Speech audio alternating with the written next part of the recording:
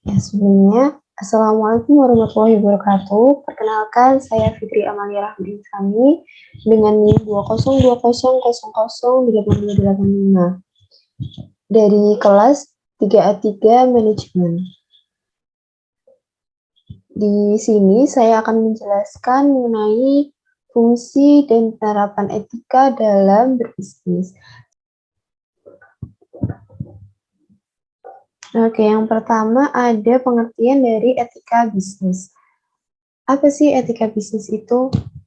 Di sini ada pendapat dari Hill dan Jones tahun 1998, yaitu etika bisnis merupakan suatu ajaran untuk membedakan antara salah dan benar, guna memberikan pembekalan kepada setiap pemimpin perusahaan ketika mempertimbangkan untuk mengambil keputusan strategis yang terkait dengan masalah moral yang kompleks. Lalu yang kedua ada menurut tokoh Bertens tahun 2000, etika bisnis adalah pemikiran refleksi kritis tentang moralitas dalam kegiatan ekonomi dan bisnis.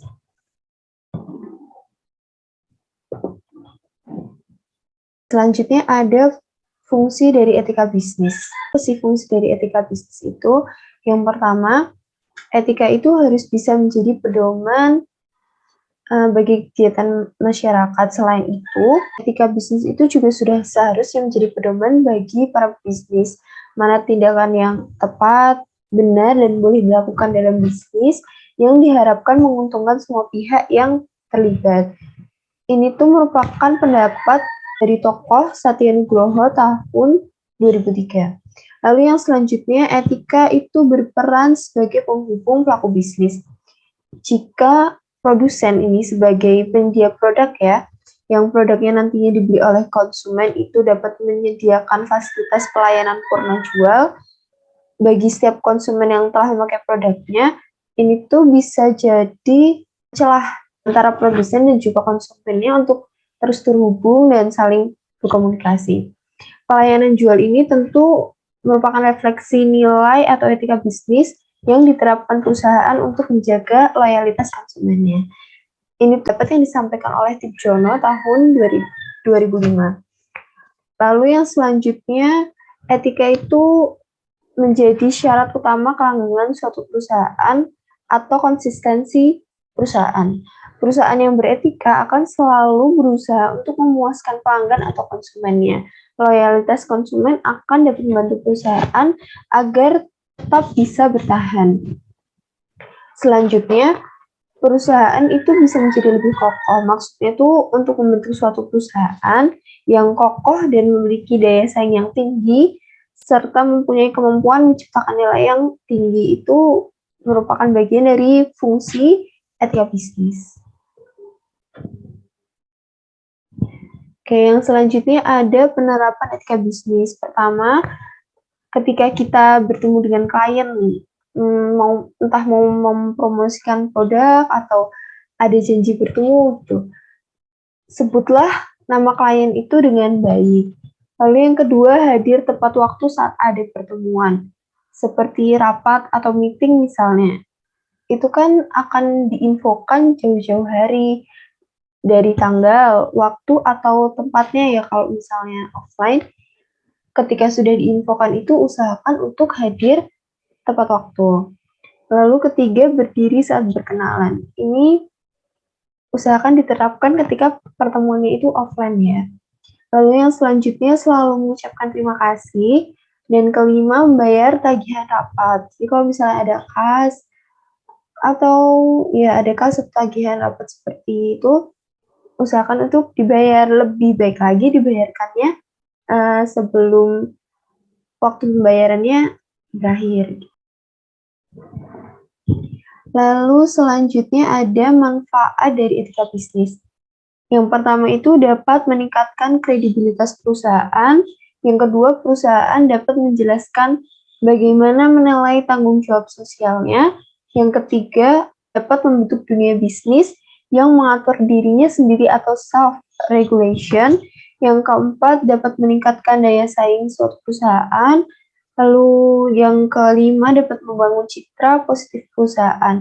Mengapa begitu? Karena ketika suatu perusahaan itu menerapkan etika bisnis dengan baik, mulai dari pihak yang terlibat, kayak misalnya pihak yang bekerja sama, atau konsumen gitu ya, itu akan menilai, wah ini perusahaannya baik nih.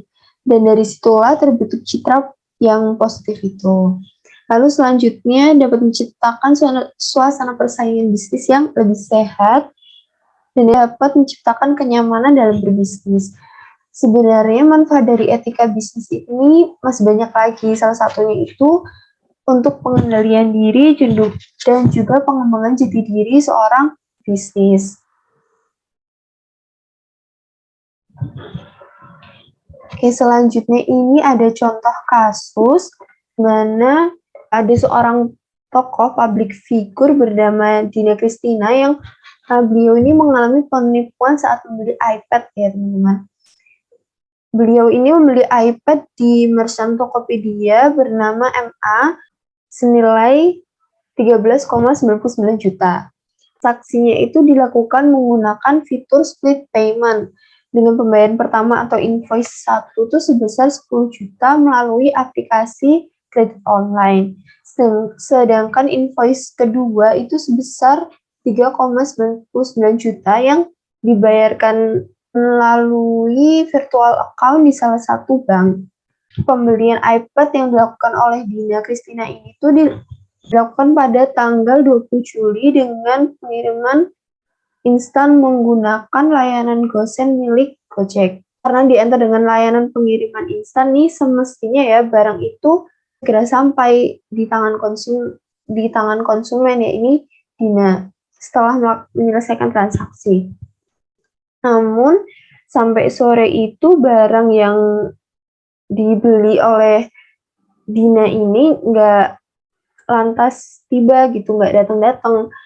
Nah, Dina ini lantas mengecek notifikasi di aplikasi Tokped, ya Tokopedia-nya, dan beliau melihat bahwa kurir telah menyelesaikan transaksi, namun barangnya ini diterima atas nama orang lain, bukan atas nama Dina. Dia pun mencoba menghubungi Gojek untuk melacak alamat kurir.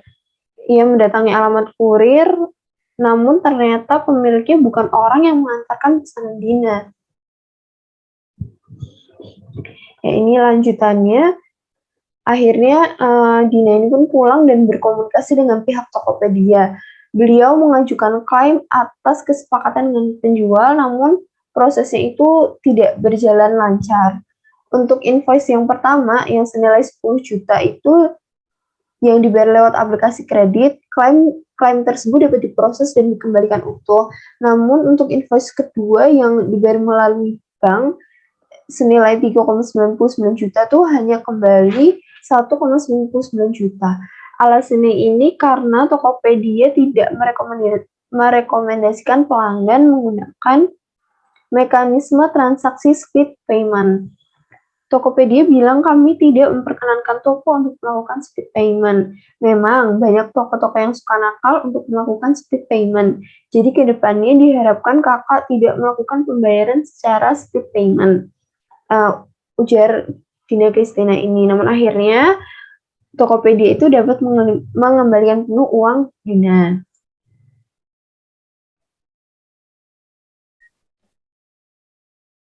Selanjutnya analisis etika bisnis pada kasus tersebut. Di sini saya mengambil dua. Yang pertama toko MA. Toko MA ini melakukan split payment yang tidak direkomendasikan oleh Tokopedia, itu juga telah melanggar etika bisnis ya. Dan selanjutnya barang yang ditawarkan tidak ada. Seharusnya ketika penjual ini menawarkan atau menjual suatu barang itu nyata dan ada. Dan menurut saya toko MA ini telah melakukan pelanggaran pada etika bisnis dengan melakukan penipuan. Lalu yang kedua ada Tokopedia. Tokopedia ini telah menerapkan fungsi etika bisnis, yaitu syarat utama kelanggengan suatu perusahaan. Mengapa begitu? Karena pada prinsip ini, perusahaan yang beretika akan selalu berusaha untuk memuaskan pelanggan atau konsumennya.